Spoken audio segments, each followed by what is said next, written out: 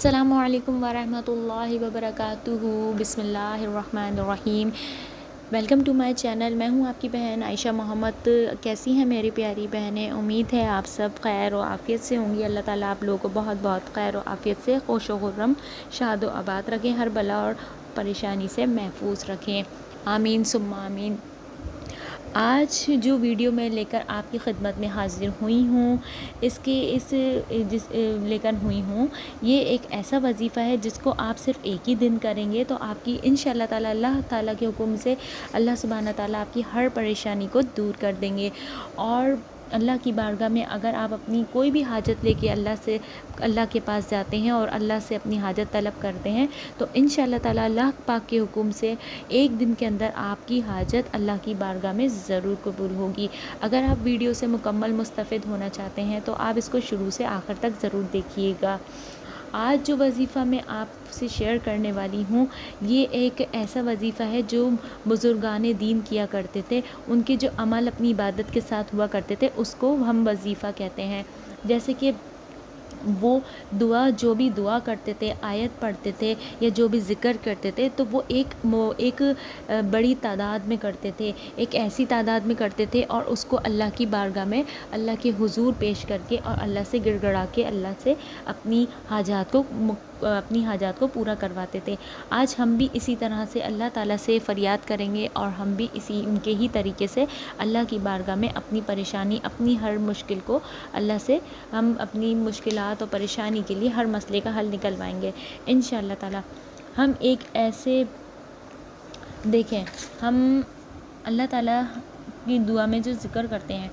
جب ہم ایک مخصوص تعداد میں ایسے پڑھتے ہیں اور اللہ سبحانہ تعالیٰ کی بارگاہ میں جاتے ہیں تو اللہ سبحانہ تعالیٰ اپنے فضل و کرم سے، اللہ تعالیٰ اپنے غیب کے خزانوں سے ہمیں وہ سب عطا کرتے ہیں اور ہماری مشکلات کو دور کرتے ہیں، ہماری دعاؤں کو قبول کرتے ہیں۔ اللہ تعالیٰ نے یہ بندے سے وعدہ کر رکھا ہے، اگر بندہ اللہ تعالیٰ سبحانہ تعالیٰ سے مانگتا ہے اور دل سے مانگتا ہے اور محنت سے مانگتا ہے تو اللہ پاک بہت غفور الرحیم ہے، اللہ تعالیٰ اس کو ضرور عطا کرتے ہیں۔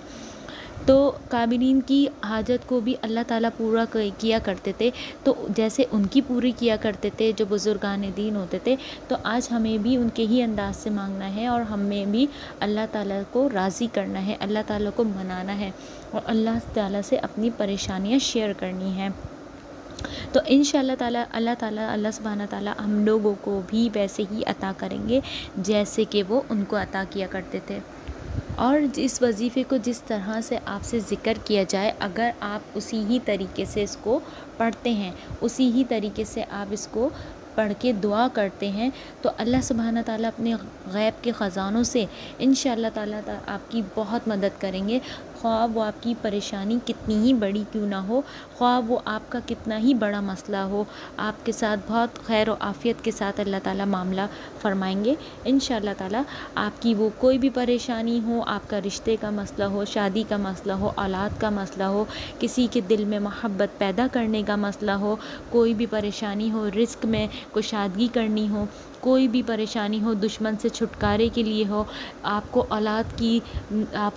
کی ضرورت ہے، آپ کو بیٹے چاہیے ہوں، اللہ تعالیٰ اپنے فضل و کرم سے آپ کی ہر مشکل کو، ہر پریشانی کو اپنے غیب کے خزانوں سے انشاءاللہ تعالیٰ عطا کر کے اور آپ کو نجات دیں گے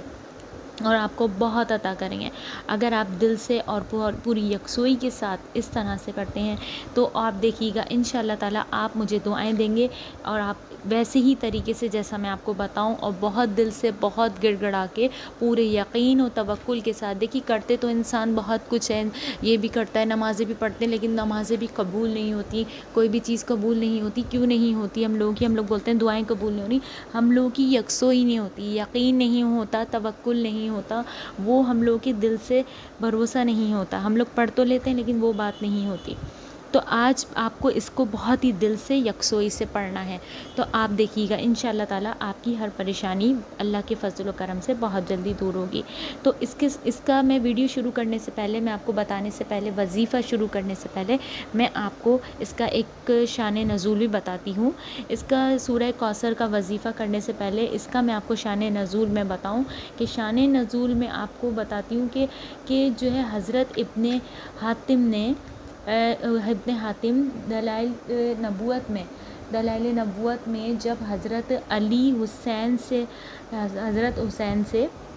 نقل کرتے ہیں، حضرت محمد علی حسین نے تو ان سے نقل کرتے ہیں کہ جس شخص کی اولادیں مر جائیں اس کو عرب کے جو لوگ ہوتے تھے وہ عرب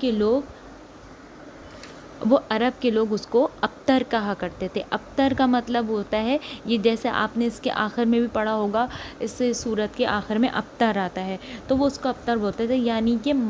مقتول نسل۔ جب نبی کریم صلی اللہ علیہ وآلہ وسلم کے صاحبزادے قاسم یا ابراہیم کا قتل ہو گیا یا ان کا انتقال ہو گیا تو لوگوں نے نعوذ باللہ آپ کو ابتر کہنا شروع کر دیا۔ پھر اس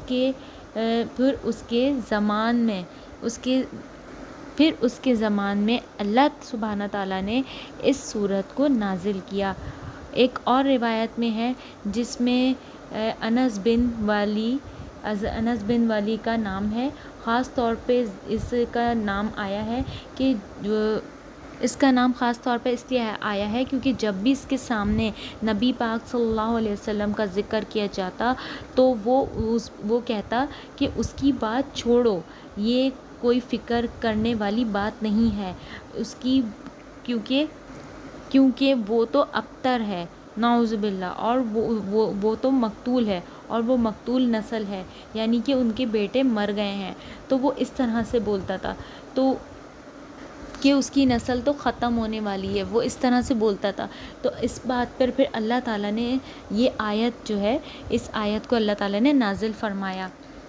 اب یہ کہ میں آپ کو یہ وظیفہ بتانے والی ہوں، اب یہ جو وظیفہ میں آپ سے شیئر کر رہی ہوں، آپ نے اس کو بالکل اسی طریقے سے کرنا ہے جیسے میں آپ کو بتاتی ہوں۔ دیکھیے، صبح فجر کی نماز کے بعد اور شام مغرب اول و آخر 11 بار درود پاک آپ کو پڑھنا ہے، 133 بار۔ 133 بار آپ نے